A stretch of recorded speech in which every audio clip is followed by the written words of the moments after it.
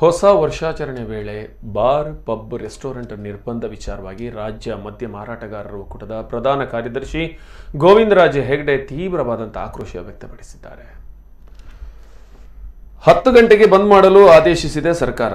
50% ಗ್ರಾಹಕರಿಗೆ ಮಾತ್ರ ಅವಕಾಶ ಎಂದು ಹೇಳಿದೆ. 2 ವರ್ಷ ಪಟ್ಟ ಬವಣೆಯನ್ನ ನಿಮಗೆ ಮನವಿಯಲ್ಲಿ ತಿಳಿಸಿದ್ದೇವೆ. ಮೌಖಿಕವಾಗಿಯೂ ಬಂದು ನಮ್ಮ ಸಂಕಷ್ಟ ಹೇಳಿಕೊಂಡಿದ್ದೇವೆ. 5,000ಕ್ಕೂ ಮಿಕ್ಕಿ ಬಾರ್ ಅಂಡ್ ರೆಸ್ಟೋರೆಂಟ್ಗಳಿವೆ. ಲಾಕ್ಡೌನ್ ವೇಳೆ ನಾವು ತುಂಬಾ ನಷ್ಟ ಅನುಭವಿಸಿದ್ದೇವೆ. ನೀವು ಕೇವಲ ಸರ್ಕಾರದ ಆದಾಯವನ್ನ ಲೆಕ್ಕ ಹಾಕ್ತೀರಿ. ನಮಗಾಗಿರುವ ನಷ್ಟವನ್ನ ಯಾರೂ ಲೆಕ್ಕ ಹಾಕಿಲ್ಲ. ನಷ್ಟ ಸರಿದೂಗಿಸಿಕೊಳ್ಳಲು ಅವಕಾಶ ಕೊಡಿ.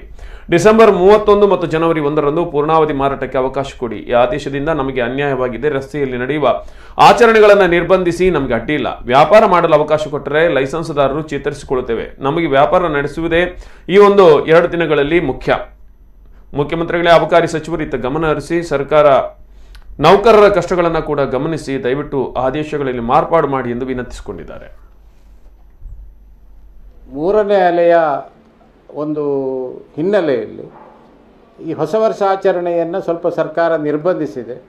10 ಗಂಟೆಗೆ ಕ್ಲೋಸ್ ಮಾಡಬೇಕು, 50% ಕೆಪಾಸಿಟಿಯಲ್ಲಿ ಬಿಸ್ನೆಸ್ಸನ್ನು ಮಾಡಬೇಕು. ಸರ್ಕಾರದ ಹತ್ರ ನಾನೊಂದು ಮುಖ್ಯಮಂತ್ರಿಗಳ ಹತ್ರ, ಅಬಕಾರಿ ಸಚಿವರ ಹತ್ರ ವಿನಂತಿಯನ್ನು ಮಾಡಿಕೊಳ್ತೇನೆ. ದಯವಿಟ್ಟು 2 ವರ್ಷದಲ್ಲಿ ನಾವು ಆ ಪಟ್ಟಿರುವಂಥ ತೊಂದರೆಯನ್ನು ನಿಮಗೆ ಹಲವಾರು ಬಾರಿ ಮನವಿಗಳ ಮೂಲಕ ಮೌಖಿಕವಾಗಿಯೂ ನಾವು ರಿಕ್ವೆಸ್ಟನ್ನು ಮಾಡಿದ್ದೇವೆ.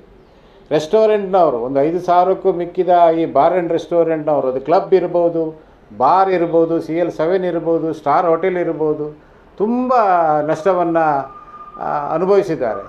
ಸರ್ಕಾರದ ರೆವಿನ್ಯೂವನ್ನು ಲೆಕ್ಕ ಹಾಕಿದ್ದಾರೆ ಬಿಟ್ಟರೆ ನಮ್ಮ ನಷ್ಟವನ್ನು ಯಾರೂ ಲೆಕ್ಕ ಹಾಕಿಲ್ಲ.